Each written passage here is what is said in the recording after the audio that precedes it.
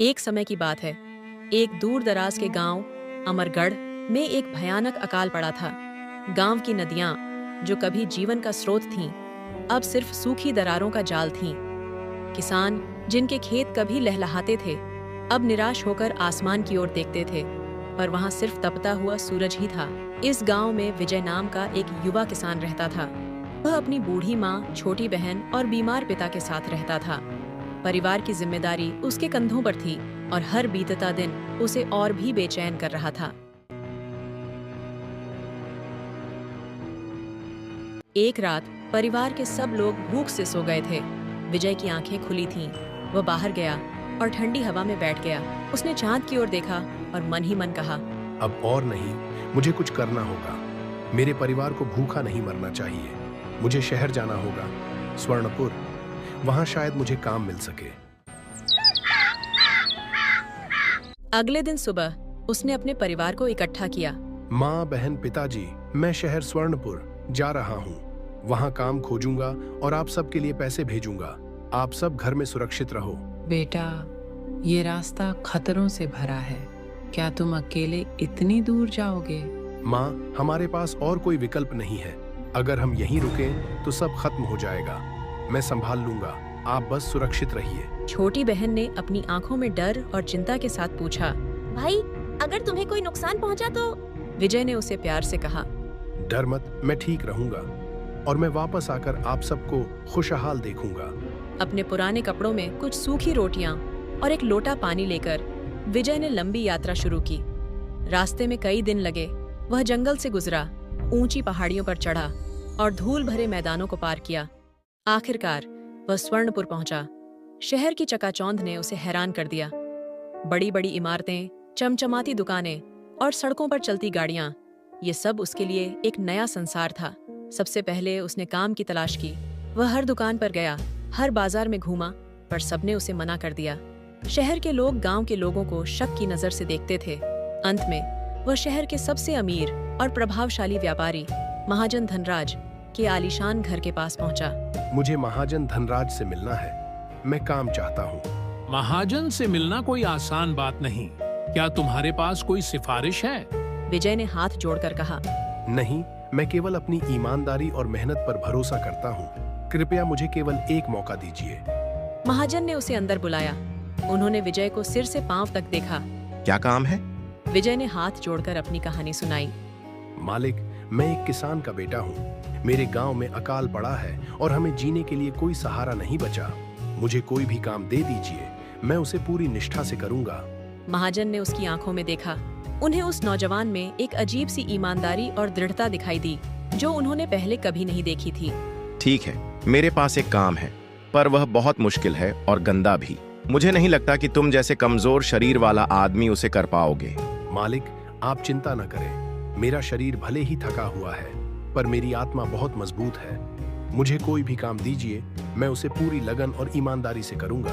महाजन ने थोड़ी देर सोचा और फिर कहा, मेरे पास एक बहुत बड़ा अस्तबल है, जहां 150 से ज्यादा घोड़े हैं। तुम्हें उन सब का ख्याल रखना होगा।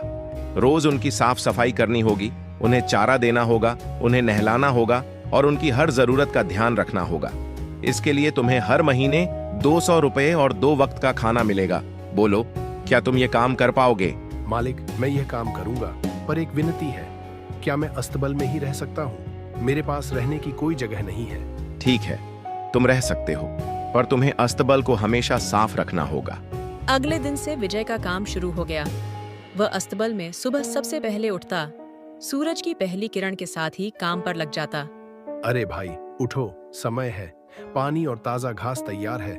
आज भी हम अच्छा काम करेंगे। वह घोड़ों की साफ सफाई करता, हर घोड़े के लिए ताजी घास लाता और उन्हें पानी पिलाता। उसने हर घोड़े को एक नया नाम दिया और उनके स्वभाव को समझने की कोशिश की। अरे चंपक, तुम फिर से उछल रहे हो। ध्यान रखो, मैं तुम्हें चोट नहीं पहुंचाना चाहता, पर अगर तुम व्यवस्थित नहीं रहोगे तो सब परेशान होंगे। धीरे धीरे घोड़ों ने भी उसे अपना दोस्त मान लिया।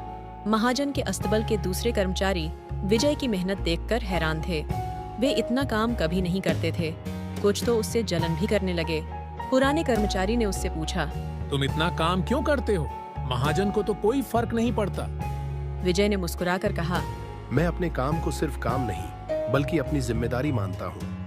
मेरा परिवार मुझ पर निर्भर है और मैं अपने मालिक को कभी निराश नहीं करूंगा। कुछ महीने बीत गए और अस्तबल की सूरत पूरी तरह से बदल गई थी। जहाँ पहले धूल, गंदगी और बदबू थी, वहाँ अब एक अच्छी महक और साफ सफाई थी। घोड़ों के शरीर पर एक अलग ही चमक आ गई थी और वे पहले से ज्यादा स्वस्थ, मजबूत और फुर्तीले हो गए थे। एक दिन महाजन धनराज अस्तबल का मुआयना करने आए। उन्होंने देखा कि विजय घोड़ों के साथ खेल रहा है और उन्हें प्यार से सहला रहा है। विजय, मैं तुम्हारे काम से बहुत खुश हूँ। तुम्हारी वजह से मेरे घोड़ों की सेहत बहुत अच्छी हो गई है। दूर दूर के राजा मेरे घोड़ों को खरीदने के लिए आ रहे हैं। मैं तुम्हारी मेहनत का सम्मान करता हूँ, इसलिए आज से मैं तुम्हारी तनख्वाह बढ़ाकर 400 रुपये करता हूँ। विजय की आंखों में खुशी के आंसू आ गए। आपका बहुत बहुत धन्यवाद मालिक। मैं वादा करता हूँ कि मैं और भी ज्यादा मेहनत करूंगा। अगले कुछ सालों में विजय ने एक एक पैसा बचाया। उसने अपने खाने और कपड़ों पर भी बहुत कम खर्च किया। उसकी मेहनत से उसकी बचत बढ़ती गई। उसने शहर के बाहरी हिस्से में एक छोटी सी जमीन खरीदी और उस पर एक सुंदर कुटिया बनाई। आज मैं अस्तबल की गंध से दूर अपने सपनों के घर में सो पाऊंगा। यह मेरी मेहनत का असली फल है। तब से वह सुबह काम पर आता, 2 वक्त का खाना खाता और शाम ढलते ही अपने घर लौट जाता। विजय की जिंदगी अब बहुत अच्छी चल रही थी। अस्तबल में मेहनत, अपनी कुटिया में सुकून और अपने परिवार की खुशियां, सब कुछ उसे संतुष्टि दे रहे थे। पर एक दिन एक नई चिंता ने उसे घेर लिया। शहर में चोरों का आतंक बढ़ गया था। कई घरों में चोरी हुई थी और विजय को अपने बचाए हुए पैसों की फिक्र होने लगी। मेरी मेहनत की कमाई, क्या ये सुरक्षित है? अगर कोई चोरी कर ले तो माँ, बहन, पिताजी, मैं क्या जवाब दूंगा? वह इस बारे में बात करने के लिए महाजन धनराज के पास गया। मालिक, मैं बहुत परेशान हूँ।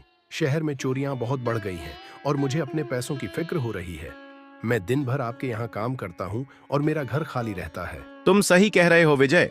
इस शहर में एक ही जगह है जहां तुम्हारा धन पूरी तरह से सुरक्षित रहेगा, और वह है हमारे नगरपाल का घर। नगरपाल का घर? क्या वे भरोसेमंद हैं? हाँ, लोग कहते हैं कि वे बहुत नेक और ईमानदार हैं। उनका घर भी बहुत सुरक्षित है और वहाँ बहुत से पहरेदार भी हैं। तुम अपने पैसे उनके पास रख सकते हो। विजय ने महाजन की बात पर भरोसा किया और उसी दिन नगरपाल के पास गया। जब वह वहां पहुंचा तो एक कड़क आवाज में पहरेदार ने उसे रोका। अरे, कहाँ जा रहे हो? तुम कौन हो? विजय ने अपनी कहानी बताई और फिर वह नगरपाल के पास पहुंचा। नगरपाल का चेहरा बहुत शांत और सौम्य था, लेकिन उनकी आंखों में एक अजीब सी चमक थी। तुम्हारे पास कितनी रकम है? लगभग 5,800 रुपए। ये मेरी सालों की मेहनत की कमाई है। नगरपाल ने एक गहरी सांस ली। तुम चिंता न करो, मैं तुम्हारी ईमानदारी का सम्मान करता हूँ। तुम्हारे पैसे मेरे पास पूरी तरह सुरक्षित रहेंगे। विजय ने अपनी कमाई की थैली उन्हें दे दी। ये पूरे 5,800 रुपए हैं। आप गिनकर देख लीजिए। गिनने की क्या जरूरत? तुम महाजन धनराज के आदमी हो और मैं तुम पर पूरा विश्वास करता हूँ। विजय ने नगरपाल का बहुत बहुत धन्यवाद किया और अपने घर लौट आया। 2 साल बीत गए और विजय ने अपनी जमीन पर खेती करने का फैसला किया। वह अपने पैसे वापस लेने के लिए नगरपाल के पास गया। मालिक, मैं विजय हूँ। मैं अपने पैसे वापस लेने आया हूँ। नगरपाल का चेहरा बदल गया। कौन विजय? मैं तुम्हें नहीं जानता। मेरे पास बहुत से लोग आते जाते रहते हैं। क्या तुम्हारे पास कोई कागजात हैं कि तुमने मुझे पैसे दिए थे? विजय को अपनी आंखों पर विश्वास नहीं हुआ। मालिक, ये आप क्या कह रहे हैं? आपने कहा था कि आपको कागजात की जरूरत नहीं है। नगरपाल हंसने लगा। तुम जैसे बहुत से लोग मेरे पास आते हैं। तुम मुझे धोखेबाज कह रहे हो। बिना कागजात के कोई लेन देन नहीं होता। अब यहाँ से जाओ, नहीं तो। जब विजय ने गिड़गिड़ाना शुरू किया तो नगरपाल ने अपने आदमियों को बुलाया। इस धोखेबाज को सबक सिखाओ। विजय को बुरी तरह से पीटा गया और उसे वहां से निकाल दिया गया। वह दर्द से कराहता हुआ अपने घर पहुंचा। उसके शरीर पर गहरे घाव थे। 2 दिनों तक वह काम पर नहीं जा सका, जिससे महाजन धनराज को चिंता हुई। अगले दिन जब महाजन उसके घर गए तो उन्होंने विजय की हालत देखी। विजय, तुम इतने घायल कैसे हो गए? विजय ने रोते हुए पूरी कहानी बताई। विजय, मुझे माफ कर देना। मैंने ही तुम्हें उस लालची नगरपाल के पास भेजा था। महाजन धनराज ने एक पल के लिए सोचा। नहीं विजय, अभी भी एक तरीका है। मेरी योजना सुनो।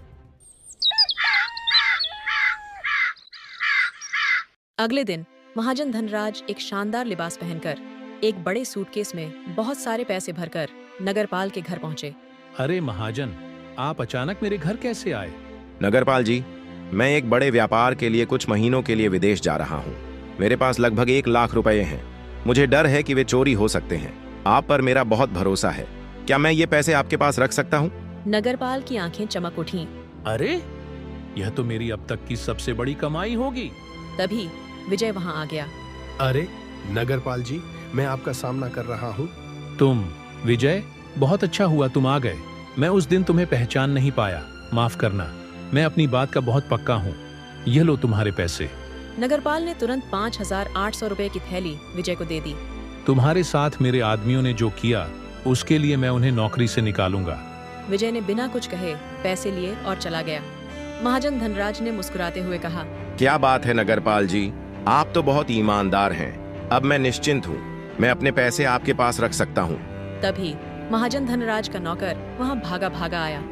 मालिक, आपको विदेश जाने की जरूरत नहीं है।